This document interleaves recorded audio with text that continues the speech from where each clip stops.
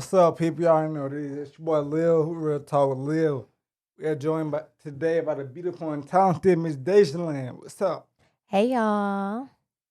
And I got my manager on the mic as What it well, is? Romaine Martrell, How y'all doing? best manager in the game. Don't let anybody tell you different. Miss Dajulyn. I'm getting there. So that was a pretty interesting song I just played. So tell me, what was the meaning behind it? So, the meaning behind Playfair, I don't know. I would say, well, I do know. So, guys, they have their way of playing games on women. So, I kind of felt like Definitely. us ladies, we needed a song, an anthem that was like, we not playing fair with you dudes out here. You can play these games and you thinking you got me, in your pocket. Well, basically, you don't really have me in your pocket fully because I know you playing games and I'm not going to play fair with you. Right. Okay, Dad, how you feel? How you feel about that? Oh, what can I say? I'm a dad. He playing it safe. He playing fair. That's what he I playing. played it fair. Yeah, I understand that. I'm a dad too. I got a little one. She won. But yeah, I noticed in that video you had a specific type of guy. You had the guy with muscles, tattoos, nice clean fade. So is that type of dude you go for? I have different types. It's not always like the buff, the cut, this, that, and the third. But I felt like, majority of the guys, I'm not gonna judge, but let's just be clear. Guys like that, they got a lot of clout, saying a lot of women, Right. really want to be with a guy like that. So shout out to Drew. But yeah, so a lot of women want to be with guys like that. But those guys, love you, Drew, but players, you know what I'm saying? So like I felt like he fit the role of like, I'm not playing fair with you because you're a player. So yeah. And he's a cute dog. So we can only imagine, ladies, like Are you a how player? uh, Mm. I'm not no player. Yeah. I'm not a player. I just know the game. How about that? She took a look at me just I, now. I was like, I seen that She cutting his played eye a it little fair. bit. I seen that cutting his eye a little bit. I ain't a player. I just know the game. Right. Playing gets you hurt. Okay. Yeah, fact. So how long you been doing this singing thing, or do you rap at all, or is it just strictly singing? For me as an artist, I only sing, but I can rap sing, that's a thing now. But as far as like being strictly rap, no, I'm actually like just an R&B singer. Yeah. Oh, okay. R&B pop singer. I can So basically do name some anything. of your greatest influences. Who influenced you?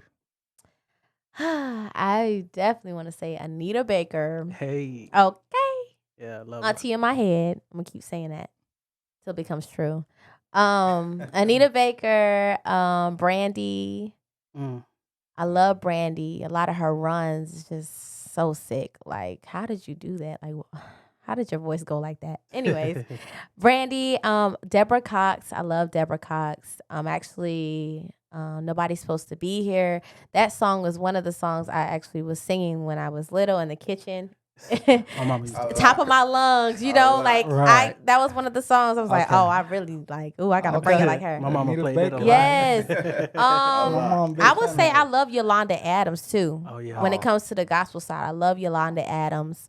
So you're a gospel? Were you on the like gospel side, like growing up in church, where you sing on the choir? Yes, I sung in the choir. And of course, many of my songs as I was growing up was, Yolanda Adams songs, Mary Mary. I actually started off singing when I was 10, 11 years old. Inspirational gospel music. I was in the studio when I was 10. Okay, that's what's up. So- Well, would you believe me if I told you I was on the choir too? Okay, well, you gotta stem from somewhere for you to work your way to becoming like a podcaster. You gotta love music. So I would only imagine. No, I'm just bullshitting. Oh. I wasn't on the choir. I was just trying to be like, yeah. So It sounded good, right? I have a question for you. Right. So whenever you hit the studio, do you have a routine that you do before you start recording, like to give you your motivation and inspiration for a song? That is a tricky question. I was in Clubhouse and it was like, we had like a room that was dedicated to that. Like, how do you get motivated to do a song or, like tips and stuff. And I was just like, honestly, I can't really give you no tip because it stems from different situations. It could be from I got off the phone with a homegirl. She told me about a situation and I make it into a song.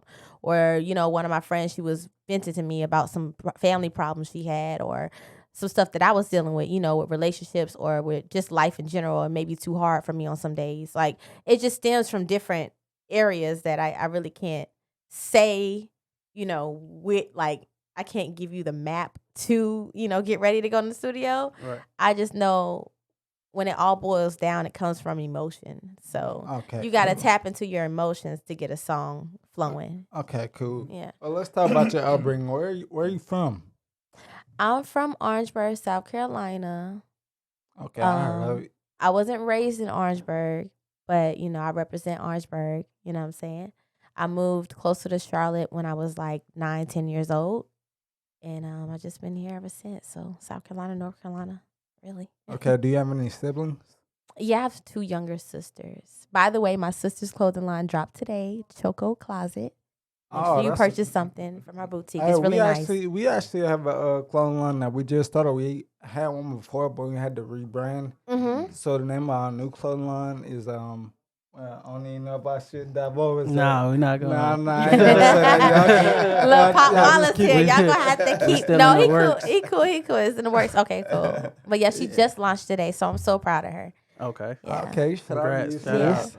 Definitely gonna check that out. Mm-hmm. Okay, so what would you say to a young girl who's watching you on YouTube, watching your videos, and she says, "Mom, I want to be like her"? What would your words of advice be to her? Tell about your experience the other day. Oh yeah. My experience. I actually had someone reach out to me. She Ooh, currently okay. is at Clover High School. I don't know In her South name. I don't Carolina. remember her name, but she did reach out to me in the DM, and Okay. it made me like shed a tear a little bit because my ultimate goal is honestly beyond music. I want to actually help the youth, with music and arts because, I started music when I was 10 years old. So there wasn't really many opportunities for me, growing up. Like I couldn't, the people that I was working with, they were dealing with older, artists at the time. So it's like, what could they really do to push, a young kid, out Right. there? So it wasn't really much for me. But yes, I would definitely give advice to a young lady like her and tell her, just be patient. It's honestly no real right thing to this music thing. A lot of people are going to be in your ear say you're doing it wrong or you're not doing it right. Don't focus on that. Go with your gut and just take, it's in bits and pieces from people that really actually are doing it for real and then apply it to your craft. That's what I would say. Okay, let's talk with this gentleman to the right of you. My What God. influence has he had on you as a musician? I love my dad, but he is not no vocalist. But he is actually what I would say as a musician. What I did take from him is that he is a businessman and he's about his business. And with the music business, is 10% music, but 90% business. And I will say I look up to him because he handles his business, and I'm glad to have him in my corner. Okay, Thank you very much. Thank you very much. okay, I see that he was cool with complimenting and everything, but he could hit a little 2 notes or something. He could hit a little high He note gonna for fool us. around and play with you. That's what he's gonna do. He's gonna waste your time. My dad does have a great tone. Actually, he has actually a really good tone. You're not flat. He stays in pocket. He stays in pocket. He Little bit of knows Marvin where not Gaye. to go. Okay. Okay. That's what's up. Well, being from Orangeburg, South Carolina, that's really a small town. I'm not sure if a lot of people heard about it. But how is that, had an effect on you music wise? Like that make you So I will say this. I will say how it has an effect. When I was younger growing up, I would say shout out to Williams Chapel. Saying that's our home church. But that's where I started when I was 3, 4 years old. I was singing in the Sunbeam Choir. And I sung my first solo at the church. And I guess something sparked from there because I just love the way it made me feel. And, this is where I'm at today. So That was actually 4 years old when she sang. 4 that years old, my first- bad. Okay. 4 years old. 4 Okay. years Yeah. old. Yeah, she showed promise, singing in the church Sunbeam Choir. Yeah. Okay. Yeah, so that's where it actually started. Okay. Okay. Okay. You telling me about me? Yeah, there you go. This Right, who knows you better than All my right, dad? Who come knows on you now. better, right? You know, dads, we know them girls. We Oh know. yeah, absolutely. Okay, that's what's up. So, do you have any other projects you're currently working on? I'm just still cooking up in the studio. You know, I have a lot of music, like a lot of music, which I'm so happy that I have this because I'm in the most best standing that I've ever been, you know, since I've ever started working professionally on music. But shout out to Jay Stacks, you know, Jay Stacks out Oh, there. you know Jay Stack. Yeah, that's Okay. Oh, that was that's some my song. boy. Yeah, Stacks. Yeah, we grew up Um, together. Dope. That's my boy. Yeah, Stacks. I'm in the studio with him still. We're cooking up dope vibes. Like, Okay, it's well, nice. since you're in the studio with him, I have a personal message for you to deliver to him. Okay, yeah, he's actually on this live right now. So go ahead. You tell him to stop being bougie and acting like he don't know me. Okay, well, you heard heard it. it here first. I heard it, Jay Stacks. You heard it here first, Jay. Yeah, Jay Stacks, I'm gonna need you to get off that Hollywood vibe. Okay. Well, he heard you. Yeah. If he's not cool. still on, yeah. All right, cool. But Well, yeah. our followers, they hit me up today and they want to know what's the next for Dajulyn. So, what's the next project you're dropping? That is a good question. That is a really, really good question. And I think about that every day. I do have a great follow-up single, by the way, because honestly, I had a few friends. I made it personable. I had them actually come over to my crib. And I said, I'm going to have a TikTok party before I drop my song, right? Okay. So I have this room in my house. It's called the studio room. Okay. And I had them just, you know, listen to Playfair before I even dropped it. I was already planning on dropping it, but I just wanted their feedback on it. I was like, so which song should I go with? And I played one song and they was like, yo, you need to drop that now. We about to hop on a boat and, you know, we want to get videos. I was like, okay. But then when I played Playfair, they was like, okay, all right. And I was like, okay, y'all, let me just confess something to y'all. Playfair is dropping first. I know y'all want this next one, but Playfair is dropping now. So it was like, okay, we understand because you want to prep people up for your other Right. single. So Playfair is not the end all be all. Oh, so you have something bigger. I have something bigger than Playfair. Ooh. Playfair. This is just, Playfair, you know. if I'm not mistaken, that went platinum, didn't it? No, it did not go platinum. So What was I'm a that? heavy manifester. Okay. I'm a very high. Oh, so you manifested. I manifested that. I I like saw a that. friend do that on I my. like that. I saw a friend do the same thing on his Instagram. Shout out to Rashawn R. He's a dope artist. I saw him do it on his Instagram. I said, you know what? When I do my rollout, I'm gonna do that because I want to manifest and say I'm going platinum because I want people to know that this is Yeah. believable. I do that a lot. So when Believe people it, said it congratulations, I did not correct them because I'm accepting it. Right. So that's what I did. Awesome. Hello. Let the church say amen. Amen. Amen. Amen. Amen. Amen to that. Amen to Okay. that. Yeah, I love that. So yeah, that's what I did there. I was laughing. I was kikiing the whole day. I'm like, y'all didn't even read the caption. But okay. Let's talk. Playfair, did you shoot that on a basketball court? Yeah. So do you play sport? So I did play a few sports growing up. I played basketball and hook. Okay. Me and basketball got a love and hate relationship. Okay. So when I first started playing basketball, I was like, how old? Like 7? Mm-hmm. I'm like, yeah, 7. Hmm. I wasn't really good. I found my specialty. My specialty was the free throw, right? Free throw shots. That's all I could do, y'all. And defense. Like I'm really like, I'm kind of like that. So that's the only really good thing that I was good at, which is running back and forth and doing that. Soccer.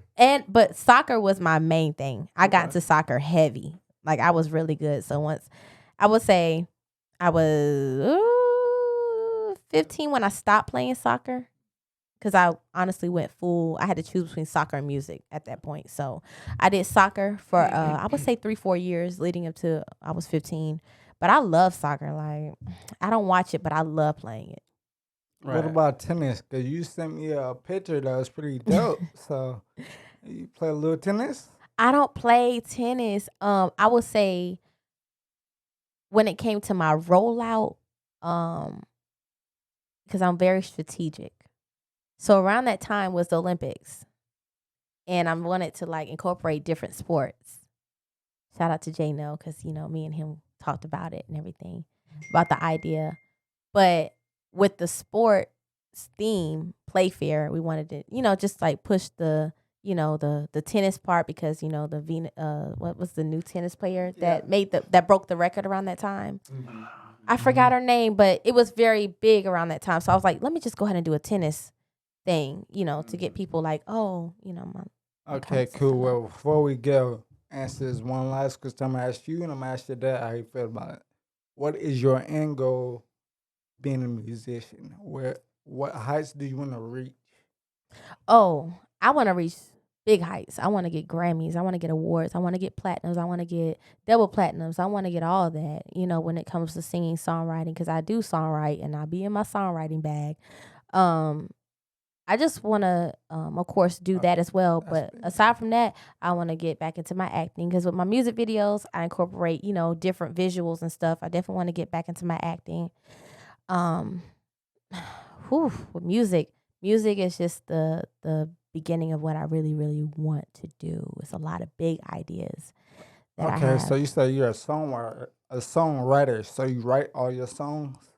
I write majority of my records. I would say as an artist, when you're trying to create art, you definitely need multiple people involved in your art. It can't just solely be one person. So I do have songwriters that I co-write with, and then there's some certain situations where I may have somebody else step in and I write, on the back end, because I feel like if you're wanting to create a hit as an artist for real, it takes a team. So I will say that I do write a lot of my records, but I'm not so picky to the point where I'm like, I can't collaborate with people. I'm not one of those. All right, and before we go, Dad, I want to hear you. I want to hear what you think her end goal should be as far as a musician and what you feel about it. Well, Dajulyn is fearless. She's able to look at music, get different vibes, and not afraid to try different songs, different types of genre of music. So that opens up a whole. There's no limit, you know what I mean? And so we can't set a ceiling. We're gonna break the ceiling because if you set it, that's how she looks at it. So I'm impressed with her. I'm proud of her. Of course, I'm proud of all my daughters. I like to say that too as well. But she's in the music and she's made that a career, and we support her.